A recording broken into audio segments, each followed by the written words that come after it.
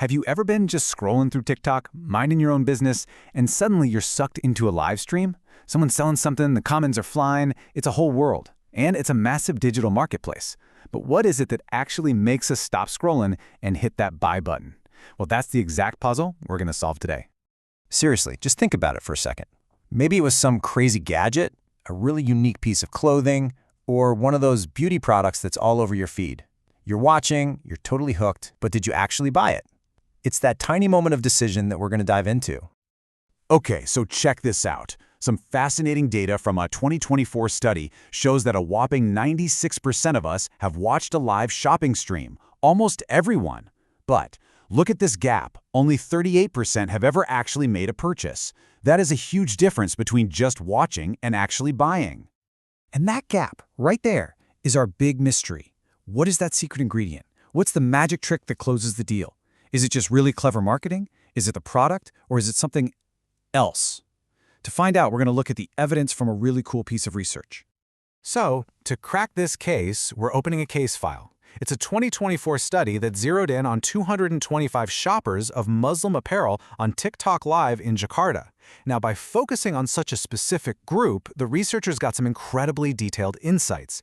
But before we get to the big reveal, we need to get on the same page about 4 key ideas they were measuring. First up, we've got TikTok marketing activities. This is basically everything a brand does to get your attention on the platform. It's their posts, how they interact with you live, the info they give out, even when they ask you to share their stuff. It's the whole shebang. Next is perceived innovativeness. Now, this isn't about some world-changing new invention. It's about whether you, the person watching, feel like their marketing is new or original or just different. It's that moment you think, that's a clever way to do that.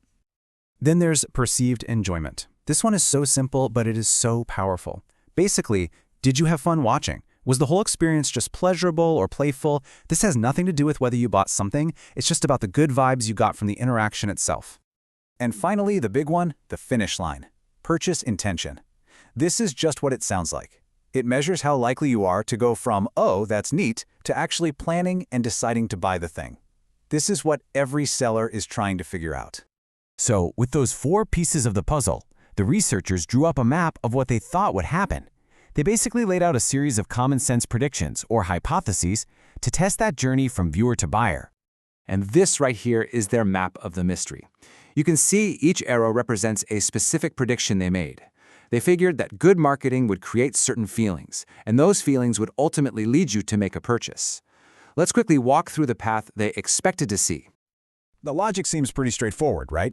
Good marketing makes something feel innovative and fun. That's H1 and H2. That feeling of innovation should make you want to buy it and also make it even more fun, H3 and H4. And finally, if you had fun, you're going to buy it. That's H5. Makes perfect sense. But, and this is a big but, this is where our mystery takes a huge plot twist. After they surveyed all those shoppers and crunched the numbers, the data told a very, very different story. One of these perfectly logical, common-sense predictions was flat out wrong. All right, this is it, the moment of the big reveal. Let's pull back the curtain and see what the evidence actually uncovered about how our brains really work when we're shopping on a live stream. And there it is, the busted myth. The idea that feeling like something is innovative directly makes you want to buy it? Rejected! The data showed no real link. Just because a marketing campaign feels new and creative does not, by itself, make people open their wallets. So, what on earth is actually going on? This is the real map. This diagram shows the connections that were actually proven. Those numbers on the arrows show how strong the connection is, and it paints a crystal clear picture of the real secret. And it turns out there's a crucial middleman in this whole process. Here's the absolute key. Being innovative is still super important, but not for the reason we all thought. Its main job isn't to convince you to buy. No, its most powerful role is to make the whole experience more fun. Look at that strong connection, a 0.70, leading from innovativeness to enjoyment. Creative marketing literally makes us happy. And that feeling of enjoyment is what seals the deal. The path from perceived enjoyment to purchase intention is a staggering 0.89. That is by far the strongest connection in this entire model. It tells us that the feeling of fun and pleasure you get from the live stream is the single biggest reason you'll decide to buy. It's all about the joy.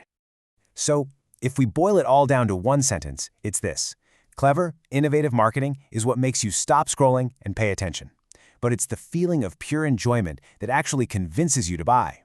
Innovation gets the click, but joy gets the sale. So what does this all mean for us in the real world? Well, this discovery kind of changes the game, not just for people selling online, but for us as shoppers too. It helps us understand our own impulses a little bit better. So really, what this research gives us is a clear 3-step playbook. Step 1, be innovative. Do something new to grab people's attention. Step 2, use that innovation to spark genuine joy. Make the whole experience entertaining. And then step 3, convert that good feeling, that enjoyment, into a sale. It's not about pushing features, it's about creating fun. And that really leaves us with one last question to think about. The next time you're watching a live stream and you feel that little tug, that urge to buy something, just ask yourself, is it because the product is so amazing, or is it because you're just having a really good time? The answer might just surprise you.